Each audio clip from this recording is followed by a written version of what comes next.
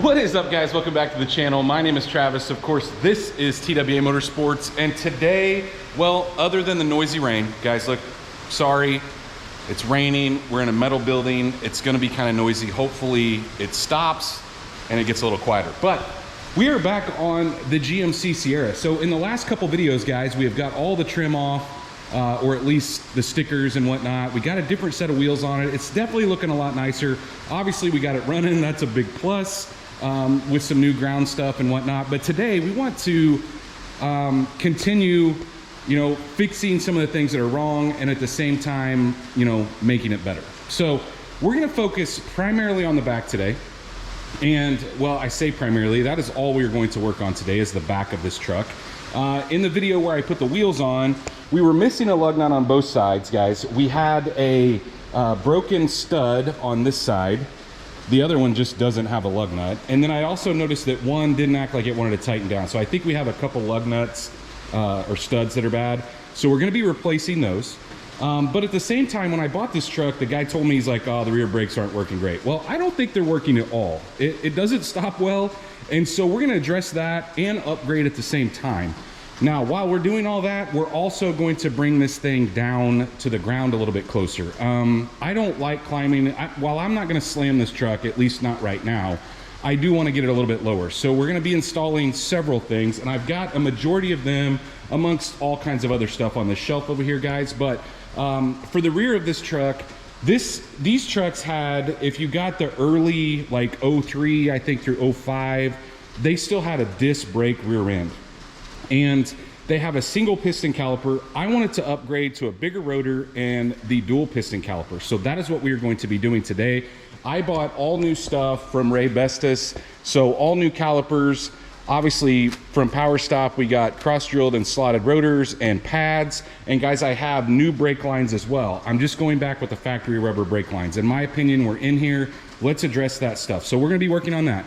When we get the brake off, we've got new wheel studs to put new wheel studs in. And then the other thing, guys, is this thing does have a 2-inch lift block in the back, and that's just not my style. So we're gonna have to take that out. Well, when we do that, we're gonna have to replace the U-bolts because it requires a longer one in order to get clearance for that block. So we're gonna replace the U-bolts as well. I got a set of those, got the wheel studs, and then the last thing we're going to be doing, and I don't know what order it's going to be in, but we're going to put a 2-inch drop shackle in, similar to what we did on the lawn mowing truck. So I'm thinking we should get about a 4-inch drop in the rear by taking out the block and putting that in. That's my thinking anyway. But anyway, guys, I will list everything that we are using. I think this is a great upgrade. I actually wish we're going to be upgrading the front when we get to that video as well. I wish I'd have done this exact same stuff on the green truck. I did do this same stuff we're doing on the back on the green truck, but I didn't upgrade the front to the newer, bigger rotor and bigger caliper. So anyway, but that's for another video. We're gonna get started right here. We're gonna get this thing off the ground. I'm gonna chalk the front wheels up, guys, and we are going to get, actually I already have measurements I'm gonna show you here in just 1 second, but we're gonna make sure that your front wheels are chalked when you're lifting the rear of this. We're gonna get some jack stands under the frame, probably around this area, and get these wheels off. But let's take a look at our measurements right now, which is the craziest thing I've ever seen because these trucks never set level side to side. Driver's side front right now is 37 7/16. The passenger is dead on. 37 7/16. I've never seen that, guys. Driver's side rear is at 39.5 inches, and passenger side rear is also at 39.5 inches. I have literally never seen a truck, especially these trucks, roll in and it be the same from side to side. Now, you do have the ability to adjust the torsion bars, and I'm assuming that's how they lifted the front because there's not like a lift spindle or anything in place.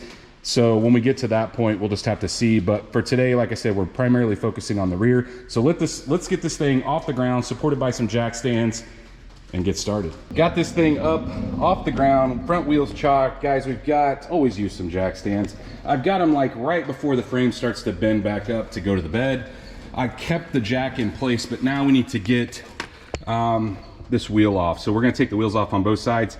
These really, guys, are not the proper lug nuts. They're really too small. They need to be a little bit bigger. That's why I'm replacing those. I don't know if I said that, but I bought a new set of GM factory lug nuts. A lot of times, I said in the last video, you can buy takeoffs because people go to black lug nuts or whatnot if they have black wheels. So you can get those on eBay. I'll list that in the description down below. Sometimes you can find them new even for cheap. But either way, let's get these off. These are 3/4. The new one should be 7/8. Get that out of the way and see if we'll probably start with getting the block out first. I figured I'd switch sides so it'd be a little bit easier for you guys to see with the lighting up above. So we got the wheel off, obviously. Now we need to, I'm gonna spray some WD-40 on these bolts, these U-bolts down on the bottom here. And guys, these are generally 21 millimeter, and I tested them, they are. But you can see what I'm talking about when I say the block. Here goes the rain again. I'm just spraying some WD-40 to help loosen those up. But see the block right here? That's what I'm talking about, and that's the reason we have to replace the U-bolts. Otherwise, generally these aren't threaded up all the way, so it probably wouldn't go back on anyway, and if it did, you'd have a ton of overhang on the bottom, and we don't want that. So I'm gonna grab my 21 millimeter, let this WD-40 sit on there for a second, and we're gonna knock these things loose. Real quick, one other area I hit was the shackles in the back. Go ahead and put some WD-40 on those. And probably after you get done taking one side off, put a little more on them. Those always seem to be the biggest fight. But we're gonna go ahead, take the 21 millimeter and get this bottom plate out of the way. And we're probably gonna do that on both sides, like I said, so we have, you know, a ton of room for the axle to move around, and then hopefully we can slide this block out. Got that thing off. You guys have no idea, the OCD in me cannot stand working on wet cars. It's just absolutely insane. So we can pop these things out, and we're just gonna move them over because I'm gonna go grab the new ones. We're gonna need to keep this top plate in place, and I'll probably take some old microfibers and, you know, try to clean this up a little bit, especially that guy. You know, it had water setting in it when we took it apart, but you don't have, because I don't have the other side loose, we can't push this down any to get that block out of place. So we're gonna go at least loosen the other side, but probably go ahead and remove it all together. At this point, we've got both sides loose, but what the problem is, guys, is we don't have, holy cow, look at that brake line right there. That looks completely destroyed. We'll probably have to replace that too.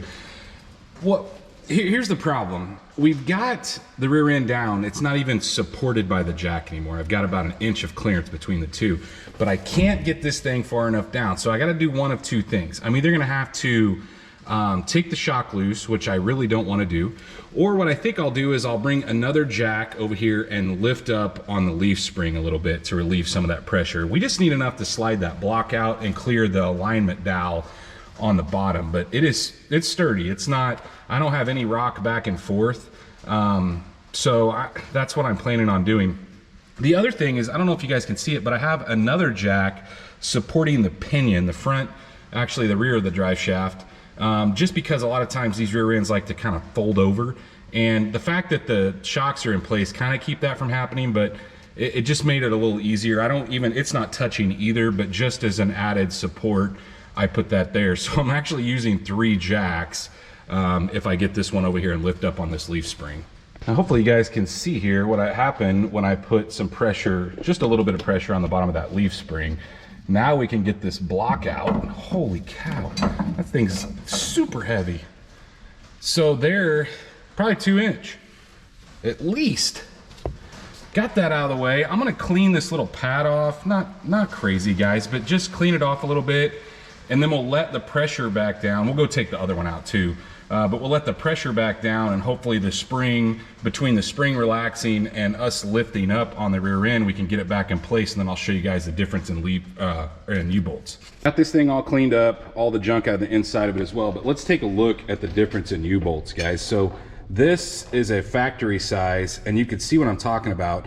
A lot of times we'd run out of threads. You may possibly be able to use this with some spacers, but this just eliminates that issue. You know, of course, if you don't have to take blocks out, you don't have to worry about this, but we've got everything cleaned up. Go ahead and take this guy off. I've got the rear end lifted up. We just need to make sure that our centering pin seats in there. And you kind of got to do this at the same time on both sides. We just got to move it back and forth. And then of course, we just need to set our new U-bolts, which do come with new bolts, which is nice. We need to set these guys up in place here. Holy cow, that one's snug. All right, there's that one. And then we need to put that bottom plate on, obviously followed by the new bolts. Now, the cool thing is these actually come with new nuts, and they're the same size. They're 21 millimeter, which is nice. We're just gonna snug those down, guys, making sure that the alignment pin's in place. We're gonna get them snug, but we are not gonna torque them right now. We're gonna wait until we get all this accomplished, and then we will snug them down with the weight on the truck. So I'm gonna go ahead and get this plate in place on both sides and get the rear end snug back up, and then we can move on to the brakes. I've got the U-bolts, you know, kind of snug down. Guys, look, don't just get them snug until they're up against, the rear end's up against the bottom of the leaf pack, like what we've got here, with your alignment dowel in place. The more I look at this brake line, the more it makes me crazy. We are definitely gonna be replacing that. There is no doubt in my mind that that's leaking. See all the, and I don't think that's just water on it. That doesn't even look like the proper alignment for that. Either way, we're gonna move on to the brakes now. So we got part of our drop accomplished.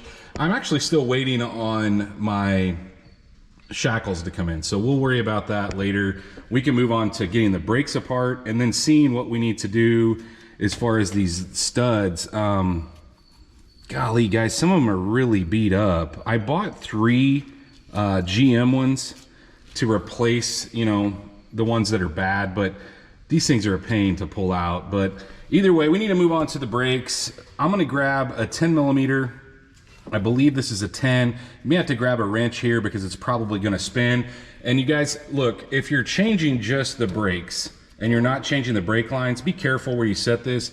I'm gonna be bending this guy all up and making it look like crap. You guys are probably gonna be wondering what's going on, but since we're replacing these lines, I don't really have to concern myself with like kinking them. Same thing with the rotors and the calipers. I'm just gonna kind of, you know, toss them around. So if you guys see that, them setting with the brake line crimped, it's not a big issue. I'm gonna try to keep this system closed until I'm ready to hook up the new one. So I'll probably just let this one dangle over to the side while we're doing this. But let's grab a 10 and let's get the caliper itself off. These are actually 12 millimeter. And what's funny, guys, I'm going side to side, back and forth. I'm just showing you guys the one side. The other side's 13. So obviously there's been, somebody's messed with this before. Normally I wouldn't treat my brake line like that. That's what I was saying. So we're gonna go ahead and get these out, and then we should have an 18 millimeter, assuming it's the correct size, to get the bracket itself off. I don't know. And these are generally pretty tough, guys. We'll, they have Loctite on them. You can use a hammer like I'm doing, or you can use a breaker bar. It's up to you. But they are 18s. And that is the same on both sides, at least. This is really bad on your ratchets, but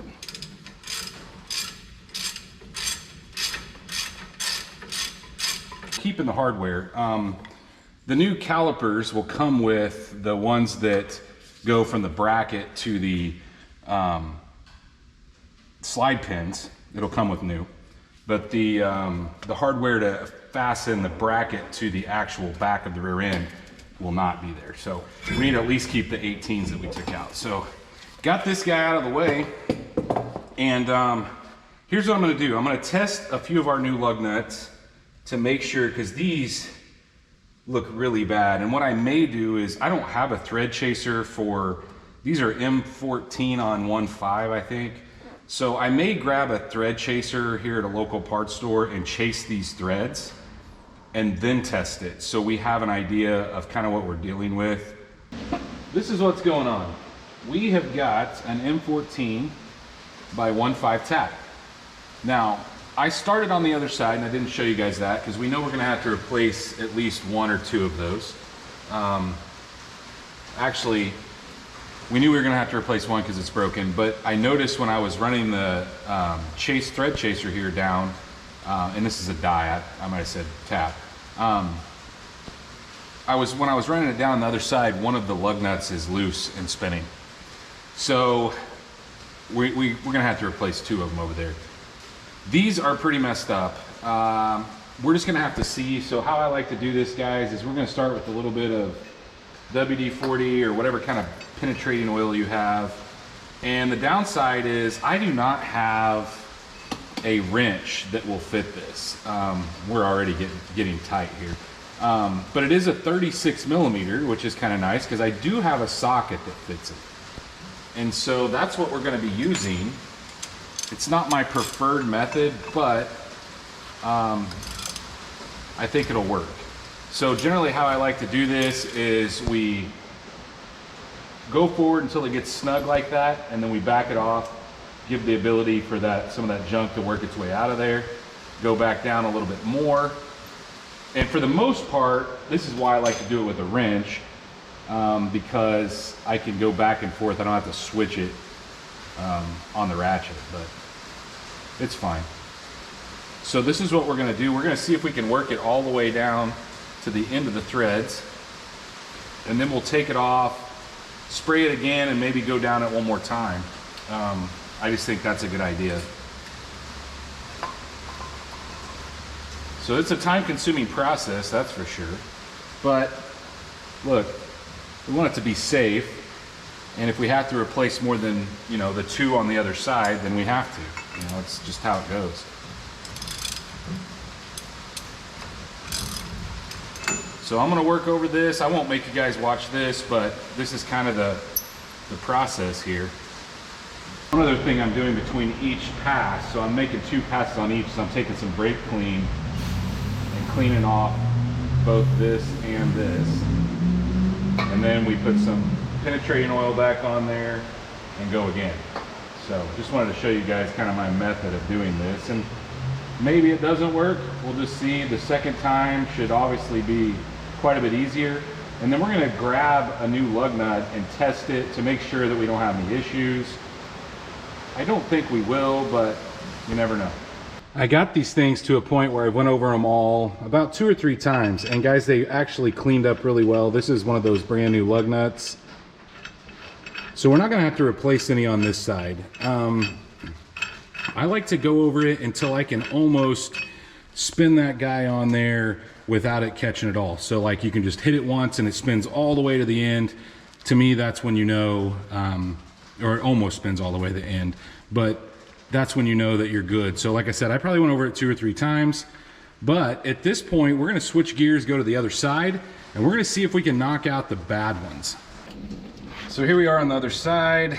This is the one, guys, that when I started to chase it, it was spinning. So what we're gonna do is we're gonna put some WD-40 kind of in this opening. Look, chances are we're probably gonna have to grab the air hammer, which probably would be easier. But this one I think we can just tap with the sledge. Yeah, that's kind of what I thought would happen. It just came right out. Now, I don't know where, oh, I was gonna say, I don't know where it went, but it came out. So that one, I don't know, I'm just hoping that whatever caused it to screw up isn't something wrong with the flange, because otherwise we're gonna have to replace or buy a bigger knurl on the end, the piece that sets in there. But let's see if we get as lucky on this one. I don't think we'll be that lucky. Okay, well, we did get that lucky, guys. You can see that one is completely thrashed. So what I'm gonna do, I'm gonna grab a towel here. Here's one. It doesn't really matter which one I grab, but normally I would like to take this axle out and press these in. I don't love the pulling through method. I know a lot of people do it. I know that they make tools for it, but I just don't like that method. So, but I don't want to take the rear end apart, pull the C-clips out, even though I probably should, because it probably could do for a fluid change. We're gonna go grab the new studs, which I'll list in the description down below. I'm just replacing them with GM stock replacements. We're gonna go grab them. We're gonna grab a stack of washers because we're gonna attempt to pull it through with the impact. It may or may not work, I do not know, but we're gonna try together. Let's take a look at what we got rigged up here. So we got the new stud, okay, that we're gonna slip in behind here. It's always fun. There's like an opening somewhere where we can get it in. May take a minute to find it, but we'll get it in there. All right, so like that. Now, in order to get over the knurl, you're gonna have to have washers that are bigger than that knurl. Okay, so you wanna make sure that you have that. Otherwise, you're gonna have a problem. So I've got a few washers here. And what I'm planning on doing is, like I said, I'm gonna try to drag it through here. Now, will it work? I don't know. I'm gonna put a little bit of WD-40 on the hole and on the end of the knurl. And it actually is 21 millimeter. I'm using an open lug nut. And let's see what happens, guys. It may strip everything out and be a freaking mess. Who knows?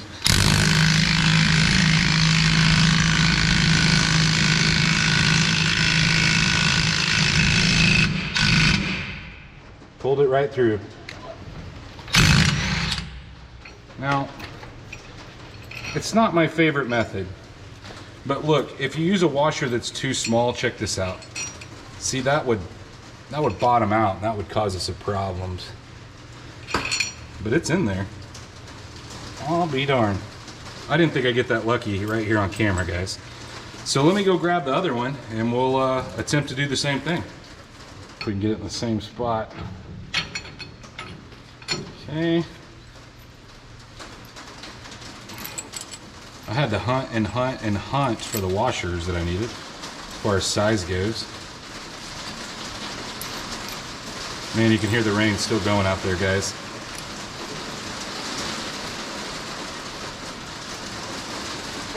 Alright, let's put a little WD-40 on it again and see what happens.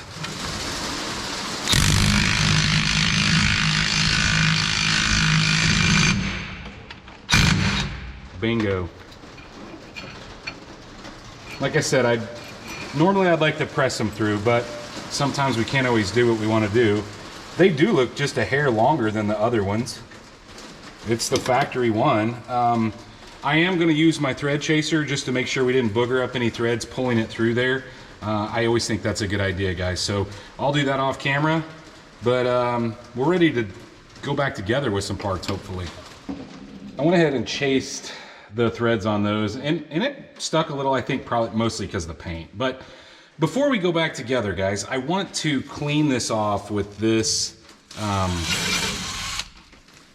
wheel. And you'll see this a lot when you go to a tire shop, a good tire shop.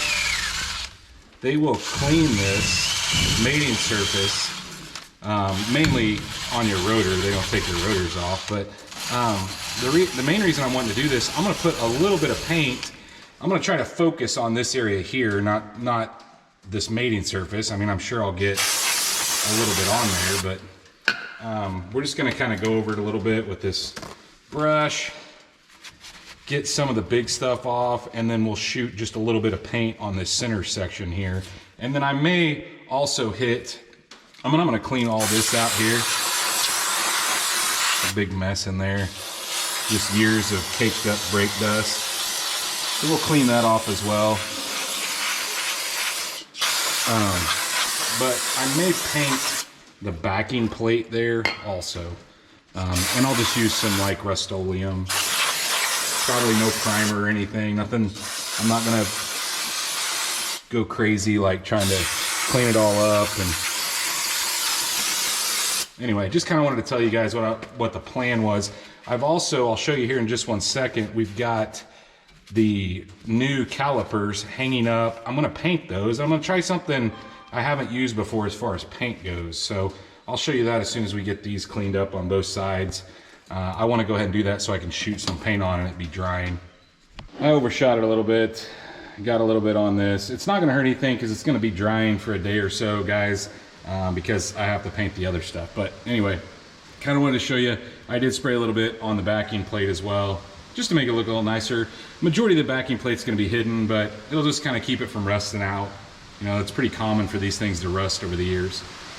The other thing I'll probably do is I'll take some mineral spirits or acetone and wipe these off, and I may even chase them one more time to make sure none of the paint causes any issues in the threads.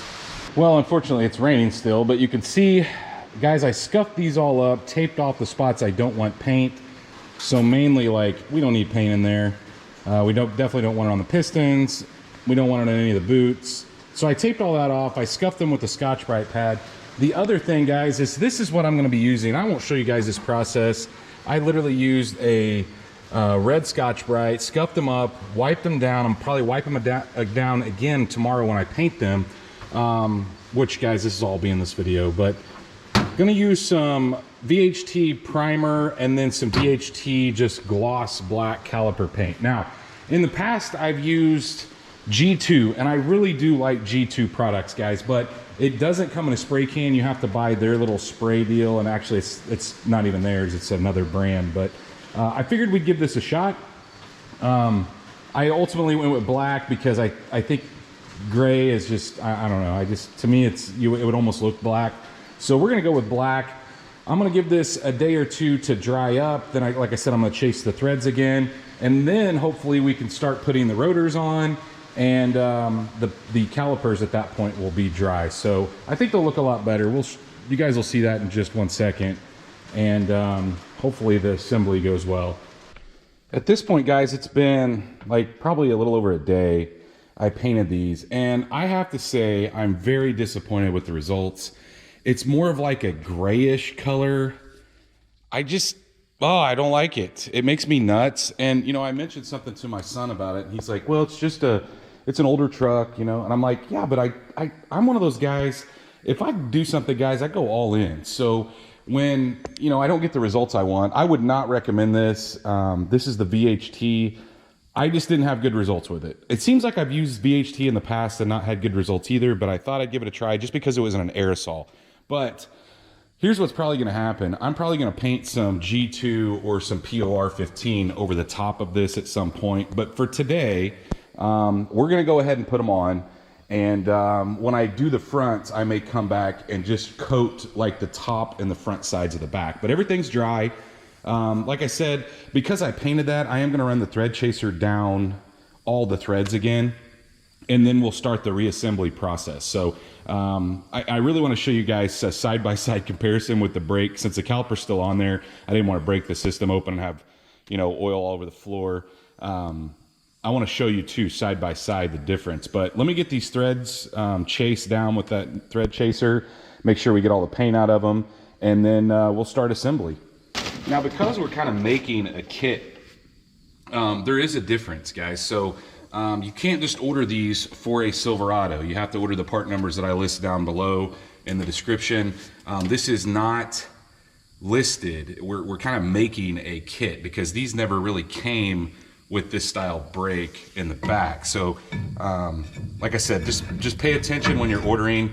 Don't just order a kit for this year truck unless you're wanting to reuse, obviously, the single calipers in the back. But that fits nice. We got a little bit of drag on the e-brake. That's what you're hearing, which is normal. But we've got that in place. It is side specific, rear driver's side. You see how the slots are moving forward when we're rolling forward? That is kind of what you're looking for, but it should have a sticker on it as well, which I generally just leave on there. I don't think there's any reason to pull it off. So now let's go grab the caliper, and we'll get this guy up here so we can see the difference. So this is obviously the single. Let's go grab the other one. Move you in a little closer here. I want you to see the difference between, look at the difference here between what we're going to and what we had. It's substantial, guys.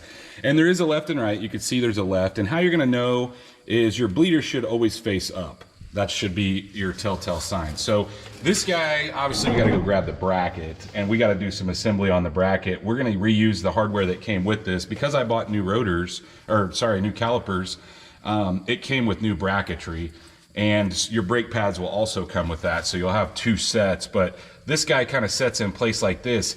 The other thing I need to do though is this has a cap on it. I'm gonna clean off the area so we get a really nice mating surface. It got a little bit of paint on that. I should have put a piece of tape over this, honestly. But I wanna grab the new brake line for this side so we can mate it up here now off the truck. And it makes, to me, it makes life a little easier because then we can put it in here and we're leaking fluid not on our brand new painted rotor or caliper, but instead we're leaking it back here where it's not as big a deal. Now, a couple things I've done here. I cleaned the rotor off with some brake clean. These things ship with a little bit of a film on them. It's always a good idea to get those off. That way it's not going into your pads. What we need to do here, guys, is we've got our new bracket that came with the rotor because I bought a whole assembly. We're gonna put these bolts back in. Remember these 18 millimeters? We're using the stock bolts, and we're gonna go through here, obviously, put those in, but I'm gonna put a little bit of blue Loctite on them, and we're gonna torque these things down to 148 foot-pounds. Now, the reason I'm using that spec is because these are technically brackets off like a 2007 and up Tahoe, and so I'm using those specs for the rear. We'll talk about the front when we get to that video down the road, but for now, 148 foot-pounds is what these need to torque to. Onto the brake pads. I chose to go with the, I want to say they're 36s. Yeah, and the reason why is this is truck and tow. Most of the time I use like 26s or 24s, I believe. And guys, are all the same. So you can't screw it up and put, you know, one on the wrong side. They have the wear indicator built in and it's on the same side on all of them. So there's not like, some kits come with 2 of those wear indicators and it's only on one side. This is not the case. So you can't install these wrong. What I do, and I did off camera, I didn't even tell you guys, but I put some caliper grease in the slides here. So where this pad right here slides, just makes things operate smoothly. I think it's a good idea. But either way, we need to put these pads in place. And on this front one, you kind of have to dip in behind to put it in. But it's a really nice fit. You want to make sure that your rotor still centers in this, which it should if you guys get the same part numbers that I list below. Like I said, this is parts off different vehicles. So it's not something that you're going to go to the parts store and get, you know, out of the box for this truck. Anyway, I'm gonna get that other pad in, and then we'll get the actual caliper over here and talk about the new, because I decided, like I said, to replace the brake lines. We'll show you kind of how it comes into play. It actually came with the new bracket, which is kind of cool. Now, I know I told you guys I was gonna connect the line over there, but I think for alignment reasons, I cleaned off that area around the opening, but I think I want to put it on and then put the line on and then worry about the brace. I think that's how I want to do it. So what I've done is I put some of that same caliper grease on the pistons. I also put it on this on the inside, and that's just to kind of keep the noise down as far as these pads rattling. That's just something I've always been taught, guys. So either way, now we need to slide this caliper into place and get our guide pins in. And I'm using the ones that came with these, nice and shiny, look brand new. And here's what I'm hoping. I'm hoping that our new brake lines will reach. I think they probably will, but I'd have no idea right now. It's not something I tested, actually. Probably should have, but we'll figure out something if it doesn't. And we'll come back and torque these as well, but for now I'm just gonna snug them down so the caliper stays in place and doesn't want to move around. But look at the difference, guys, and just how much bigger these things are. Absolutely crazy how much more robust, how much more stopping power we're gonna get. Not to mention when we get to the front and take a look at what we're gonna do there. So either way, now we've got the brake line. And so I kind of want to connect the brake line just like it was. You know, we got a factory replacement. The problem being is we have to cover a little more ground, but I don't think it's going to be a problem. It's going to fit. Definitely going to fit. The curve's perfect. Yeah. All right, so we're going to go get the washers and the banjo washers and the bolt, and we'll get this thing put on. Not sure why, but when you order new front lines, they come with bolts, but the backs do not. So we're gonna have to take this one out, make a mess. Got a towel under here, but who knows how much it's gonna catch. Probably not all of it. So we're gonna take this 11mm out. I chose to do it with the impact. We'll try to keep this over this area. I don't know if I can get it out of there. I'm gonna have to get a flat blade screwdriver to pry that old piece loose. We'll get that bolt out and reuse it. That was kind of a fight to get that out, but once we get it, we're gonna put our new washers on, and obviously we're gonna sandwich that through our new brake line, and this L shape needs to go like that. Put this in here, and it's so nice to not have, you know, fluid dripping all over you. So to me, this is the easier way to do it. You know, it's not wrong to do it the other way, it's just easier to do it this way, in my opinion.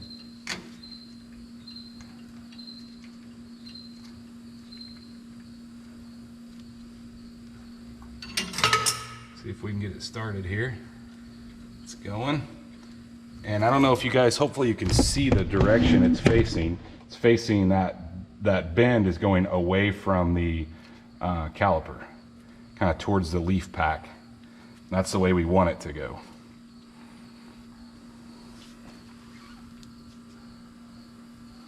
And then this is, like I said, an 11mm, so we're gonna start to snug it down once we know it's not cross-threaded or anything. And we're gonna attempt to kind of keep it lined up with there's a cutout there in the caliper that kind of needs to stay aligned with.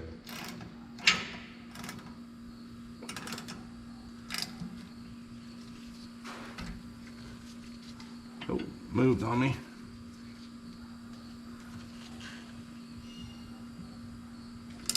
Now there is a torque spec for these. I'm gonna see if I can find it, because normally, guys, I just snug that down, but I want you to have an accurate depiction of how this should go. So once we get it torqued down, I'm gonna go look for the torque spec. Like I said, I think I've got it somewhere.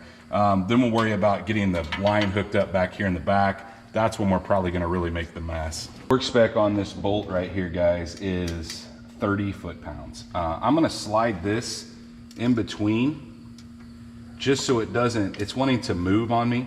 I think that'll help. Actually, I may go to a smaller one. Yeah, like that. That'll keep that gap in between there and make that thing not want to spin. At least that's the goal anyway. So we'll get it torqued down, and that'll be it for that. And then we'll move on to making a huge mess back here at the hard line. Took you off the tripod to show you this next spot. So we got a 13mm right here. And like I said, this guy comes with a new bracket, which is nice. So before I loosen this up, I want as much leverage as I can possibly get. And it looks like 9/16 fits this the best. This is a line wrench, guys. You definitely need some of these if you're working on brakes. Now, a lot of times what happens is the inner line wants to spin, so I may have to put something on it, but we're gonna crack it loose.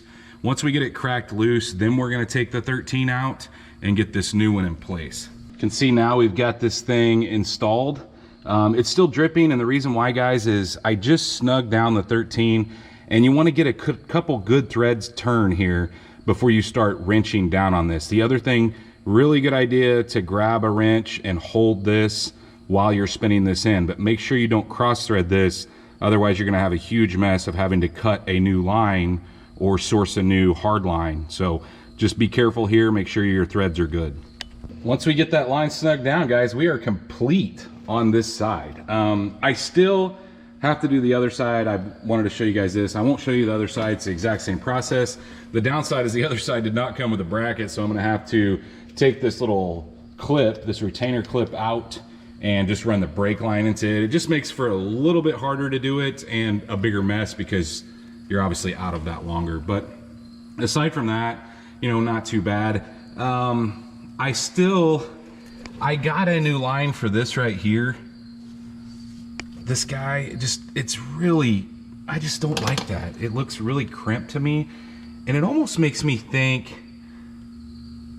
I don't know if it's installed backwards. I'm gonna look at my green truck and see how it is ran, because that just doesn't seem right to me. That's just way too much of a bend. It seems like it'd be more natural for that to be reversed and it to come up. It would just have a way better flow to it. The rear end,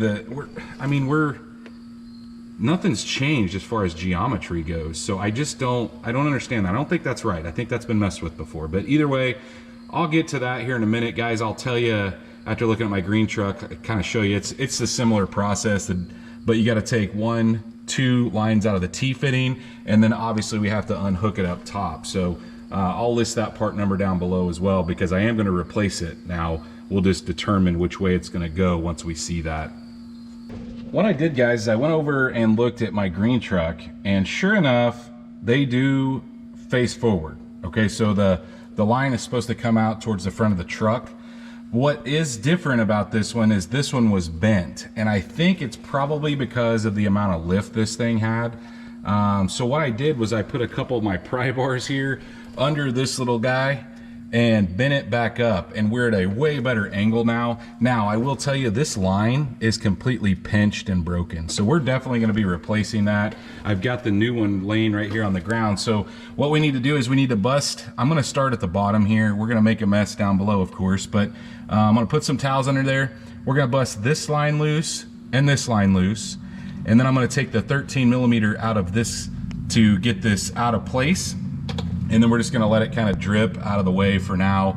And then we'll get this one back on, get those lines snug back down in the 13 in it, and then we'll move up and look at what we need to do up top. Got the 13 in, the new line, it's all plumbed, definitely better. So we need to go up top here. So this line goes up top, and there's a bracket. You can see the 2 bolts that hold that bracket. Let me see if I can get you guys under there so you can see it. See that guy right there? We need to pull the clip out of the top. That clip will be, I can't get you up there, so I'll show you here. That clip will be just like this. But what I like to do is we'll loosen the line going into it first. Once the line's loosened, then we'll pull the clip out. It just seems easier to get the line loose when you do that, at least in my experience. So we're gonna do that and get the line routed up to where it needs to be. Got that line tight up top, the clip back in, and I'm feeling a lot better about that, the way that's facing now. There's not a sharp bend in it, and it's gonna get even better when we, you know, get the shackles in place. But for now, I wanna go ahead and bleed the brakes, and we're gonna do the old school method. I've got my son out here to pump, and I've got this really handy drain. Normally, guys, I would let them gravity feed while I was working on them, but I decided just to do the old school method. And so I'm gonna start, you wanna start the furthest away from the master, and so that would be the passenger side rear. I know I'm on the driver's side now. We're gonna go to the passenger side rear, start there, bleed it, come over here and bleed this one. Obviously your bleeder screws up top here. Not too much to say about this. We're gonna get it all bled out. Make sure that your master cylinder doesn't run dry. It's got plenty of fluid in it. I topped it off. As a matter of fact, I kind of overfilled it. And we're going to go through and bleed the brakes completely again once we do the fronts. But for now, I just want to get these working. It actually went pretty smooth. Didn't take a lot to get fluid back there, which, look, it was already back there. We just had to clear out those lines. Here's what I'm thinking, guys. I'm still waiting on the hangers to come in. I don't know what's going on, normal post office stuff. But I'm going to put the wheels on. I'm going to torque the wheels down with the new lug nuts that we got. Remember the ones that are like the factory style. And then once we do that, I'm going to set this thing down. I'm going to kind of jump up and down on the rear bumper and the bed. And then I'm going to torque our U-bolts. I'm going to go ahead and torque those down. I should be able to get under it and do that once I get the wheel and tire on, since we'll still be high enough. But the reason I want to do that is I kind of want to see, for one, I'm really impatient, and I want to see how the brakes perform. So I want to take it down the road and do the little bed-in period, which is like 5 stops, 40 to 10, repeated by 5 stops, 35 to 5, a little bit more aggressive, and then driving it for at least 5 minutes to let them cool off. I want to go through that process, get that out of the way, but I want to see how much we gained by just getting the block out, if that makes sense. So this would be kind of how it would set if you were to buy this truck originally without the lift. So we're going to do that real quick, and then I'll measure it for you guys, and we'll see what we've accomplished. Got those U-bolts tightened up, 59 foot-pounds, guys. Probably need to do that a couple times. After I drive it down the road, I'm gonna tighten them again. You just need to retorque them after driving it about 100 miles. After that, you should be good. But any guesses, I did measure it, any guesses on how much it came down by just removing the block? I'll give you a second to go down in the comments and let me know, but it actually went down a little less than 2 inches, guys. It was 39.5 before. It is 37 5/8 now.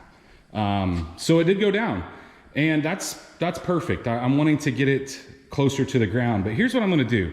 I'm gonna crawl under. The only way they lifted the front of this was they maxed out the torsion bars. So we're gonna roll under there. I'm gonna lift the front. I'm just gonna lift the front just barely off the ground. I could actually do it on the ground, but they adjust quicker and easier if the front wheels aren't loaded up. So look, the alignment's jacked anyway, so before I go out and do the brake bed in for the back and make sure that that's all working properly, we're gonna roll under there, and I'm gonna show you guys kind of how this works. Now, we have some other stuff planned. This is just kind of temporary, but I'm gonna see if we can get the front down at least an inch so it looks, you know, we can definitely stand back and tell. So about midway down the truck are the torsion bar adjustments. And so you can see the keys that are in here. And as you run that bolt down, that puts more pressure on it, lifting the front. And you can see they are completely maxed out. They can't go any higher. So what we're gonna do is we're going to bring that bolt back down. That's gonna relax the front, and it'll probably make it actually ride a little better and not as stiff. Generally when you push them all the way up, it really rides rough. And it does ride kind of rough, but it rides so crappy that, you know, I don't know, it could be a combination of things. But either way, we're gonna count our turns. So I'm gonna go maybe 10 turns on the left and then 10 turns on the other side. There's one on each side. And then what'll have to happen is we'll have to set it back down, kind of roll it back and forth, and then we'll be able to tell how much it dropped. So during that time when I'm doing that, I'm gonna take it out and do the break in on the back brakes. I won't show you guys that. I wanted to give you a look. Now you can see the head of the bolt. Now we can see threads. I did 32 quarter turns, and I did that on both sides. So it was just easier for me to line up like 90 degrees. So that's why I say quarter turns. If you have enough, like maybe a bar long enough, you could probably, you know, make one whole swoop, but I didn't want to put an extension on it. And this works. So we're gonna give this a shot.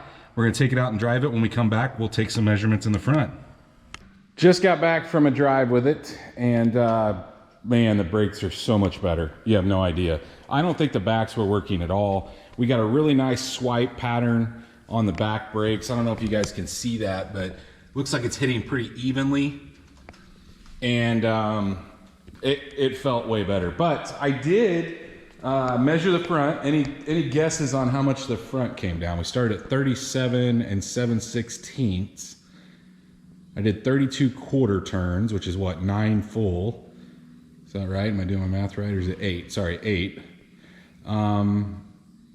Well, it came down to 35 7/8. It's about a 1/16 of an inch lower on the passenger side. So, you know, it's not like super accurate, the quarter turns that I did. So chances are I could do maybe another quarter turn on this side and get it even, but we're getting closer. So at this point, guys, we'll cut to the point where I actually get the new hangers for the back, which hopefully will be this afternoon, but either way, you'll see it here in the video.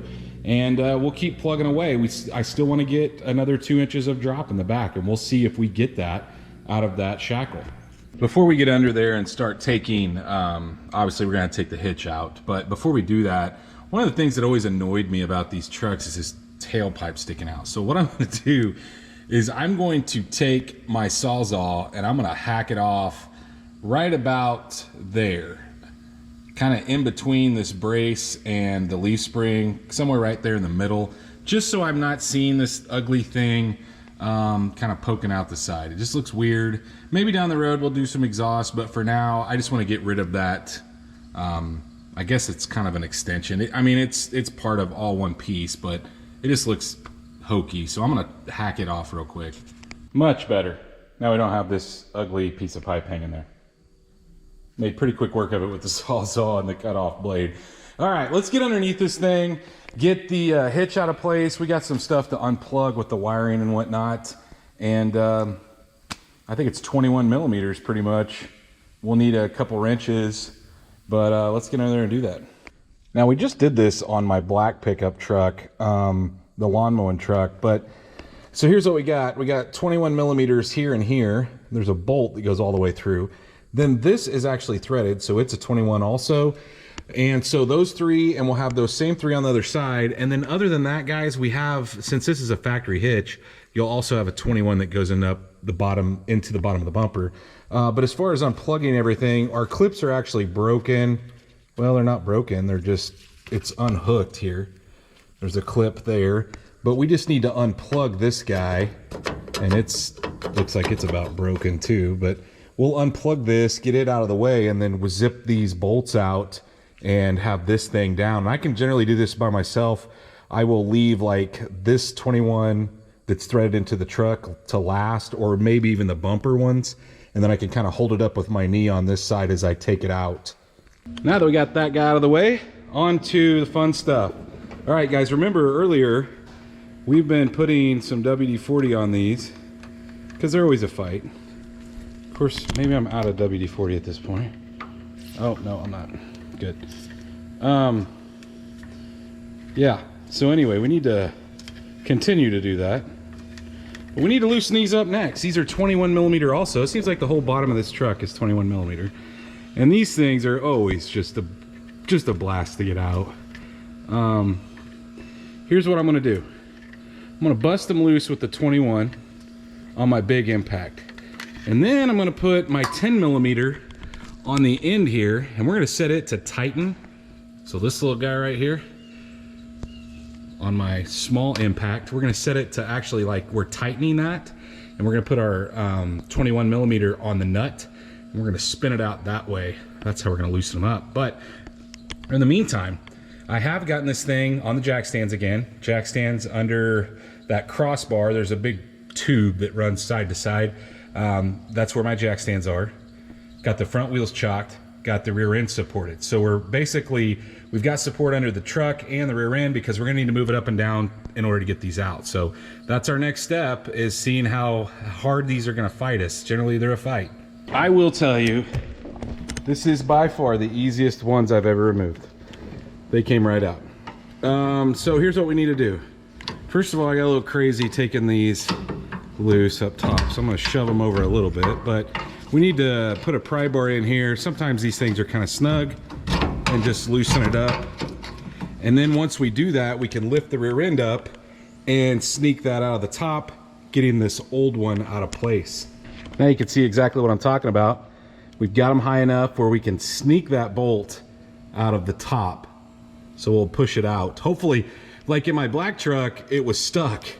Hopefully it's not stuck in this. I don't think it's gonna be as easy as the bottom one came out. So like I thought, it came out really easy, guys. Sometimes, you know, when these things have been cared for, washed, or not been in a real rusty environment, you know, you get way luckier. So got that old one out. You can see it here on the ground. Let's go grab the new one and get it in place. Well, holy cow, guys. I actually started this video about almost a week and a half ago. It's taken me that long to get the shackles in. Now, these are not Beltec shackles. I actually ordered both. I ordered the Beltecs first. They got lost in the mail. Ordered them on like September 1st. I don't know what happened. They got lost. So I ordered this cheaper Amazon set, okay? You'll see them for about 30, 40 bucks. The Beltec ones are generally around 60, 66 if you order them from like Summit or Jegs or something. But look, these are not as thick. They're just not. I'm gonna put them in because it's the only ones that showed up. These got lost also, and took an extra 4 days. But either way, we're gonna get these put into place, and we're gonna use the top hole, and we're just gonna see. You know, guys, I'm gonna test these and kind of decide, you know, how I want to put them in. The opening on the stock ones, like the little guys down there, generally faces back. On the Beltex, it says to mount them this way. So this is how it would set in the truck. So we're gonna do it the way that Beltec would mount them. And like I said, I'm gonna put some grease on the ends here of the bushings. I don't know that that does any good, but it makes me feel better.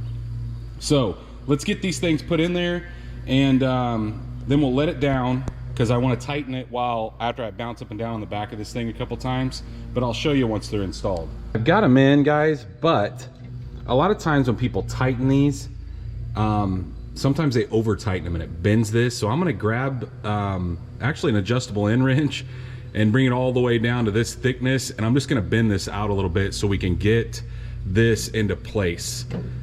You have to lower the jack. We're still on jack stands. Remember, we're lifting and lowering the rear end, but I've got the bolt in the top, and we just need to get the bolt in the bottom. See, we've got them in there. I went ahead and ran the nut down center, or finger tight, bounced up and down the rear end a couple times, guys. Obviously all the weight's on the suspension now, but now we need to torque these to 70 foot-pounds on both sides, so the top and the bottom. Now that we're all tightened up, it's definitely lower in the back than the front, or at least I'm gonna bet. I didn't put the hitch back on because I don't know, guys, I don't love how thick those are. I mean, they may be okay. The other thing though is I want to paint the hitch since I've got it off. But let's measure, what were we, 39 and something? I'll go get the paper here in a second, but now we're at 36. Let's see here, 36 and 1, 2, I'd say almost 36 and 5/16. What about the other side? Let's look at the other side and see what we're at over here. Because I don't remember what we started at. It's 39 something. This one is 36 and yeah, a little over a quarter.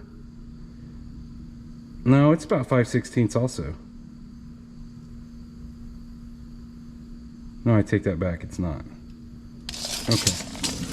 So it's not on side to side like it was, but 36 and 5/16 from 39.5. Okay. So we went down about 3 inches. I was hoping for 4, but look, it's better. Here's what I'm gonna do though.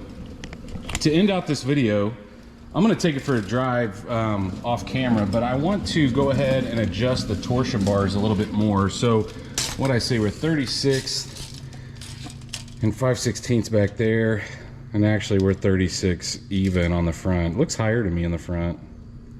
That's 36 even. So it's actually about what I'd want. I generally want a 1/4 inch to a 1/2 inch of brake to the front. That's just what looks good to me, guys. I don't like those ones that squat in the back. This is just a hair under 36, like 35 and 15/16.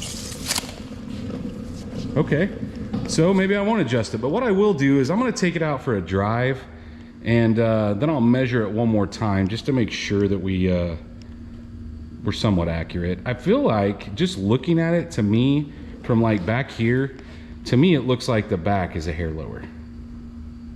Maybe it's just my eyes. And maybe I should just get under there and crank those torsion bars another, I don't know, 2 turns. I think I will. Because to me, it looks like it's got more gap. It may just be an optical illusion the way I'm setting, but I'm gonna bring the front down another 2 full turns on the torsion bars. Just got back from a ride with it. It came down a little bit. I did crank 2 full turns on the torsion bars. So here's what we've ended up with. It definitely looks better, don't get me wrong. I was just hoping for 4 inches in the back. But either way, we started with 37 and 7/16 in the front, ended at 35.5. Started at 37 and 7/16 on the passenger side front, ended at 35 and 5/8, so it's a little off side to side. Same way in the back too. Started with 39 and a half, ended with 36 and a quarter, and started at 39 and a half and ended at 36 and 3/8. So not 100% even, which was kind of surprising that it was even, you know, when we originally started with this. But I don't know, maybe somebody messed with it and worked on getting it even with the torsion bars. That's really, you could dial it in probably to be perfection. But that's it, guys, for this video. I know we did quite a bit of stuff. We got the brakes on, which, believe me, are quite a bit better. They're definitely beefier than what we had before. We still may have to replace the master, not really sure. I just feel like there's more there, but we'll know more once we get the front accomplished. But got the rear done, got the tailpipe sawed off, we got the back block removed, which, guys, I'm sure somebody's already typing this in the comments, but apparently all the four-wheel drives have lift blocks, so I think that's a factory block. I know somebody's gonna let me know, but at least that's what it seems to be.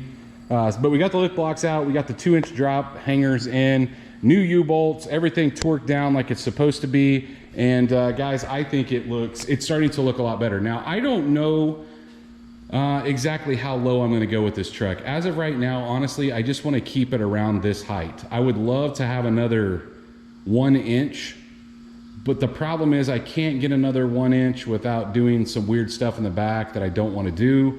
The front is not a problem, it's the back that's really the issue. But either way, that is the next video on this thing you guys are gonna see, is we are gonna tackle the front brakes. We're gonna be upgrading the front as well. We're also gonna be doing some suspension parts while we're in there. So make sure you catch that video, guys. But if you do like this project, if you like the way this truck is starting to look, like always, please go down there and smash that thumbs up button. If you guys are not subscribed, go down there, hit that subscribe button. Of course, like always, while you're down there subscribing, ring that bell icon that's right beside it. That notifies you every time we drop a new video. And stay tuned to see what happens on this truck next.